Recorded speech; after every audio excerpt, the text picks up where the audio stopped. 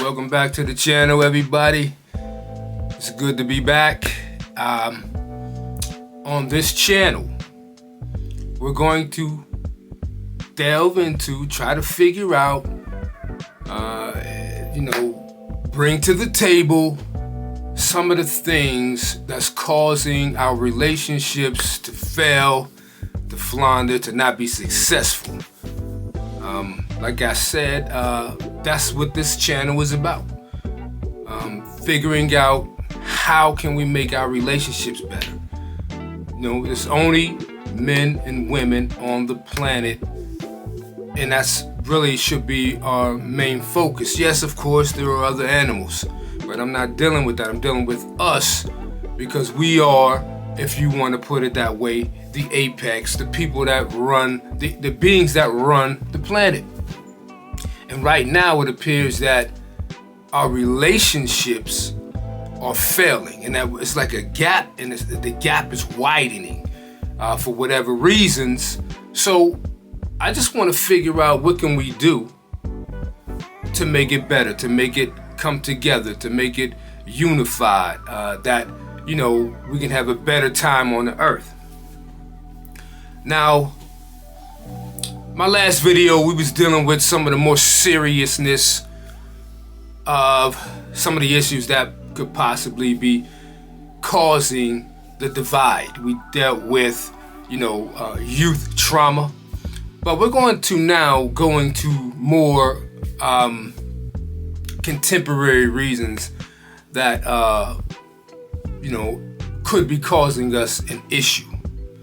Okay, so today we're going to deal with the women's aspect of it, the women's side of it, that women think that men are too cheap, and this is one of the reasons that we're having issues in a relationship. Men don't want to spend money. They don't want to, they don't want to go anywhere. They don't want to, just take financial hits based upon just a woman's request, and in fairness, you should, take a little bit of time to consider, what a man could possibly be thinking, if you're a woman thinking that, hey, this guy's too cheap, I don't want to deal with a cheap person, and there is some truth to that. But there is also a practicality that can't be denied. Okay, so let's get into it a little bit here. We hear the stories about, women wanting to go on first dates, okay? And the man should be prepared to spend $300, $400, $500 on a first date. Now, is that really fair? For a guy that's just meeting you, you guys don't know if you like each other or not, just off the rip, and it's like, okay, I want to go to a high class restaurant, okay, and I don't really know if that's fair for you to possibly destroy or categorize a guy as cheap because he doesn't want to spend $400 on you on the first time you guys go out. Now, where did that concept come from? Whereas a guy has to spend this kind of money to impress you on the first date, because it's certainly, you can't go nowhere in the past and find that concept. We are at the modern state as far as the past that we know.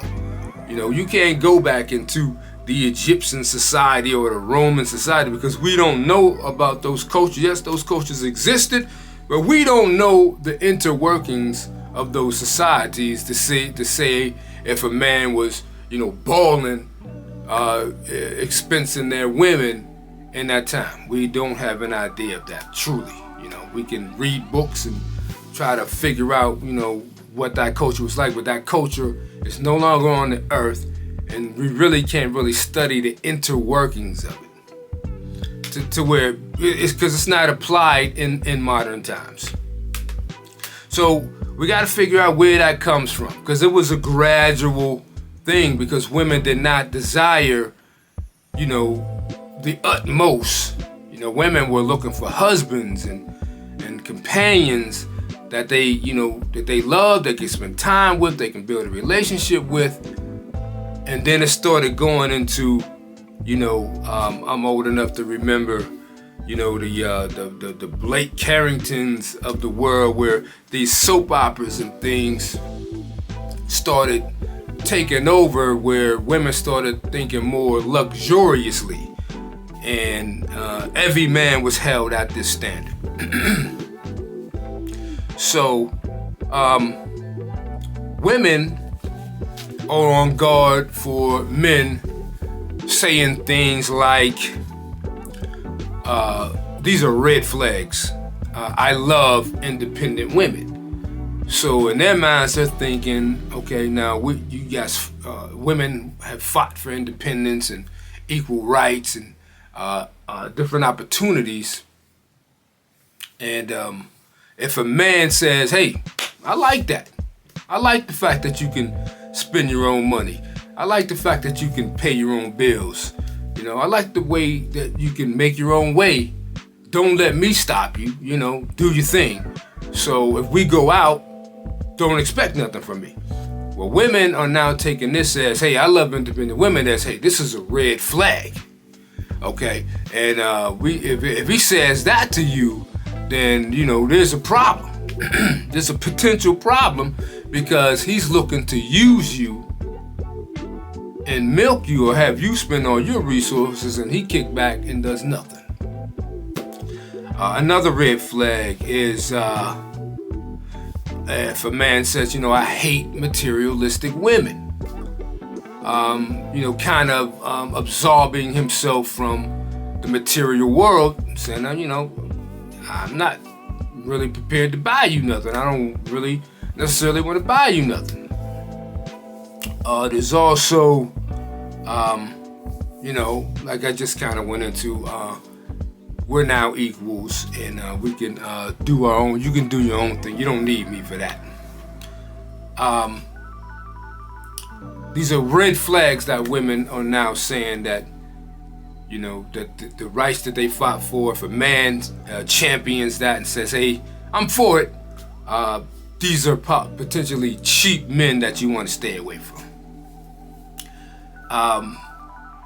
What do you bring to the table? This is a famous one that's going on right now that everybody's kind of aware of. And women are replying with, they are the table, which is not a genuine response.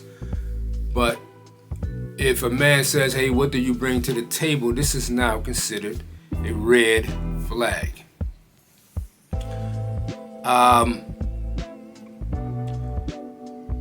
Now, with all this going on, we're just dealing with the woman's side of it today, dealing with, cheap men. And I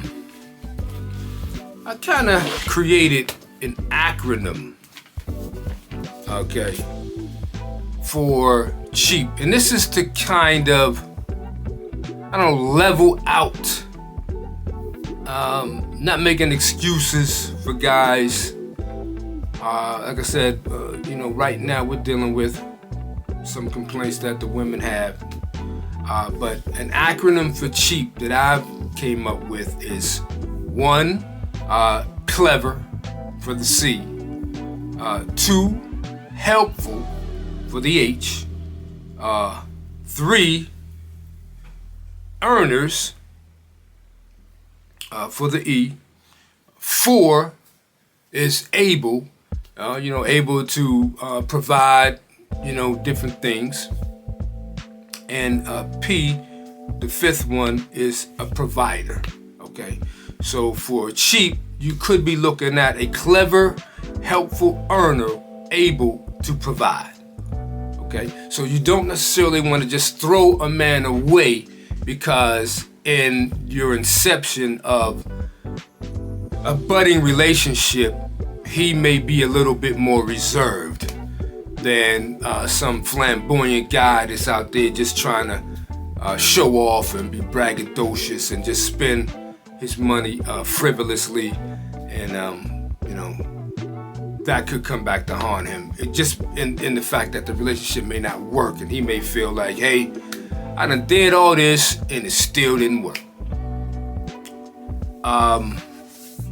So now I will say this again on this channel. I hope you will come in, like and subscribe, and let's figure this out together as to what's going on with our relationships. Why are they unsuccessful? There are many reasons, but today we're dealing with the aspect of a woman's complaint saying, hey, these guys are too cheap. Now, I like to deal with numbers, and so this particular section of this video, we're going to deal with the numbers. And according to some of the stats, there are approximately 336 million adults divided between men and women in the United States. 170 of them being women, 166 million of them being men. As far as being married, there are approximately 62 million married couples in the United States. That's a total of 124 million people combined. So that leaves a deficit of 336 million subtracted by 124. That leaves a deficit of about 212 million adults unmarried. That's a lot of people. And that's not how we're designed. We're designed to be in couples. We're designed to be in companionships. So obviously something's going wrong. Okay? Now, these 212 million people are obviously looking for companionship. And it shouldn't be as hard as it is. It shouldn't be like trying to find a needle in a haystack to find your person. It's just something is wrong. And it's our job to figure it out, especially as adults, so that we can hand it off to the children, that they can have a better experience in life. Okay? Now, there are solutions to these issues, and I chose to look in Proverbs. And in the book of Proverbs, it's a balance, okay? There are Proverbs that warn against being stingy on the men's side. It warns that you should not be stingy and overly tight with money. But it also says that you should be happy to give to the poor and the people that are more in need. So it's a bigger concept of just spending money frivolously in stores and showing off your wealth. That's not what Proverbs is trying to say. Proverbs is trying to say that yes, be kind to one another. But there's also Proverbs that says, you shouldn't be a fool with your money. You should be wise, because one of the Proverbs is if you sluggard study the ant saves up food and stores for potential problems. So we are admonished to do that, to save up money. Don't just spend all your money because you have it. Save up money.